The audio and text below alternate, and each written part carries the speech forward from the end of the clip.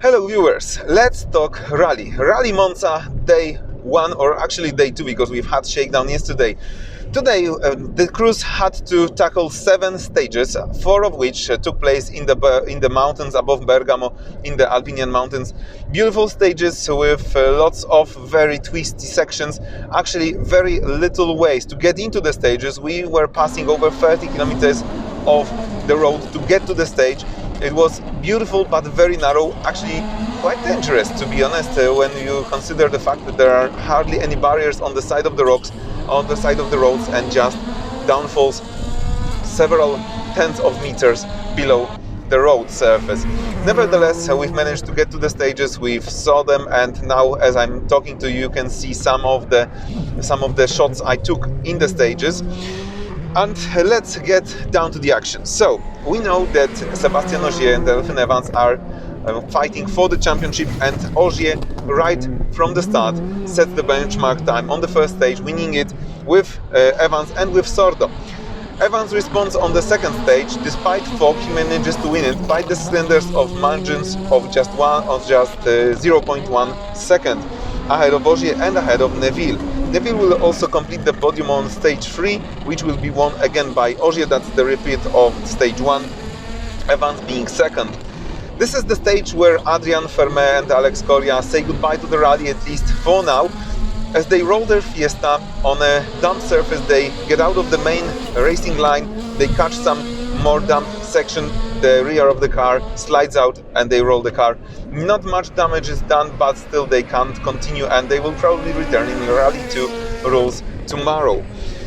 Stage 4, the final mountainous stage, is interrupted after just a few crews pass because there is one of the spectators who required medical assistance. That was not because of any crash or any kind of incident involving rally cars. He simply felt ill and required medical help. That is why the stage was cancelled and we came down to Monza for the second loop of stages. After this first loop, after 4 stages, Sébastien Ogier leads the rally by 6.5 seconds from Elfyn Evans and 27.2 from Thierry Neville. Dani Sordo is just behind the podium, 34.5 seconds, right ahead of Olivier Solberg, 51.5 seconds down. Now we go to the 3 stages that take place on Monza circuit. After each stage there is a short service area, short service time. So even if you have some problems on one of those stages, if you just manage to get to the service, they will probably fix it and you'll be clear to carry on. And that will be useful for one of the guys from R5 cars. We'll get to that in a moment. So stages 5, 6 and 7, they all have different winners. First it's Elfyn Evans, who wins from Sordo and Neville. Then Neville wins from Evans and Ogier. And on this stage, Elfyn Evans takes the lead. Elfyn Evans will be our overnight leader as he is third on stage 7, the final stage of the day, which is won by Dani Sordo ahead of Takamoto Katsuta. And after this day, Elfyn Evans and Scott Martin lead the rally with less than 1.5 seconds advantage over Sébastien Ogier and Julien Ingres.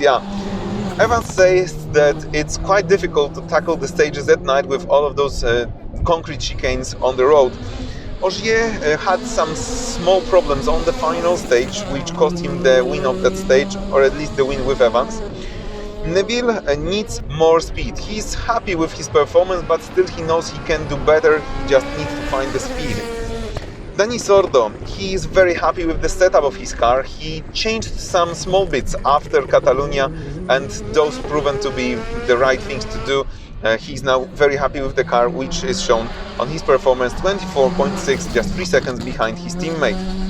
Olivier Solberg, Elliot Edmondson, 50.6 seconds from the leaders.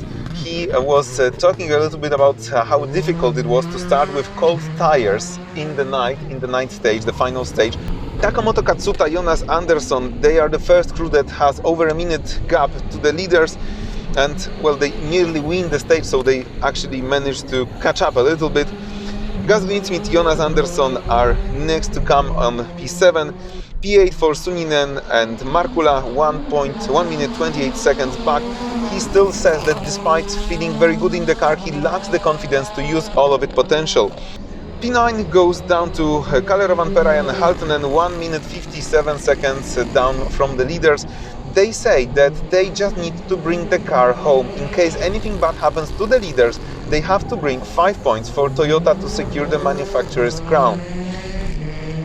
That's the final crew in a WRC car, and the top 10 is completed by Johan Rossel, who is the leader of WRC3. So what is happening in the support classes? If we started with WRC3, that's the class that still needs to get its champion, and it's a very easy thing to happen, because either it will be Rossel or Kajetanovic. They are tied on points, so whoever wins this rally wins the title. And Kaito is just 2.9 seconds behind Rossel on 11 in the overall classification. So it's very, very tight, very close. And there are still a lot of stages to go, so we'll see who will become superior over this weekend. I am, of course, cheering for Kaito, as I'm Paul, so we are Team Kaito. If you're Team Rossel, tell me about it, write a comment about that.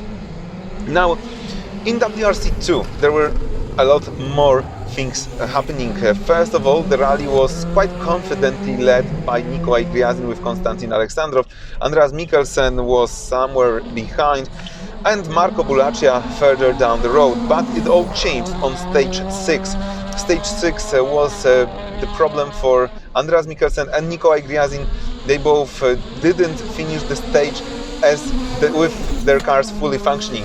Mikkelsen got a puncture, he was changing the tire, he lost 2 minutes, and Nikolai Gryazin clipped one of the concrete barriers on one of the chicanes with the rear of his Skoda, which actually redirected his car straight into the second part of the chicane, damaging quite heavily his front of the car. He managed to limp to the end of the stage, go to the service, and he's still in the game. Moreover, he's still leading the WRC2 category from Bulaccia. And that is all that I have to say about today's rally. If you liked this one, be sure to subscribe to my channel, click the thumbs up button and the notification bell so that you don't miss tomorrow's vlog from tomorrow's stages of Rally Monza. That's it from me today, and goodbye.